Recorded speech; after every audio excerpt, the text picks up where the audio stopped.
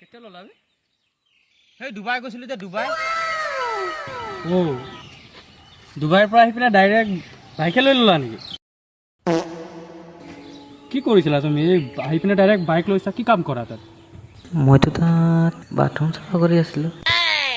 মই তাত হেৰি কৰিছিলোঁ প্লেন চাফা কৰি আছিলোঁ প্লেন